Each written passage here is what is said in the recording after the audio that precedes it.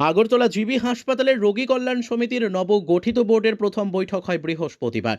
রোগী কল্যাণ সমিতির চেয়ারম্যান হয়েছেন বিধায়িকা মীনা রানী সরকার। তাছাড়া দুজন নতুন সদস্য অন্তর্ভুক্ত হয়েছেন। এরা হলেন বাবুল ভট্টাচার্য ও হীরালাল দেবনাথ। এদিন তাদের সংবর্ধনা দেওয়া হয়। প্রসঙ্গত, কইতে অন্যান্যদের সদস্যরা অপরিবর্তিত আছেন। এই কমিটির ভাইস চেয়ারম্যান পদে আছেন ডক্টর অশোক সিনহা। কেন্দ্রীয় প্রতিমন্ত্রী প্রতিমা ভৌমিক জিবি হাসপাতালের রোগী কল্যাণ সমিতির চেয়ারম্যান ছিলেন। তার স্থলাভিষিক্ত হয়েছেন বিধায়িকা মীনা রানী সরকার। তিনি রোগী কল্যাণে সবাইকে নিয়ে কাজ করবেন বলে জানিয়েছেন। রোগী কল্যাণ সমিতি অনেক দিনের, এবার নতুনভাবে নতুন কমিটি হয়েছে।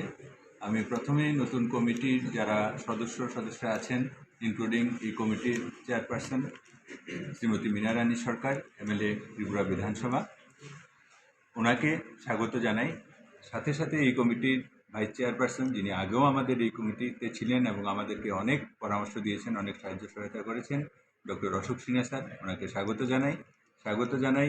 এই কমিটির দুইজন নতুন মেম্বার, যারা একজন বাবুল ভট্টাচার্য কর্পোরেটর, আরেকজন হীরালাল দেবনাথ স্যার কর্পোরেটর, ওনারা। আর বাকি প্রায় সব মেম্বারই ছিলেন, নতুনভাবে আবার এসছেন, কিন্তু ওনারা পুরোপুরি নতুন মেম্বার।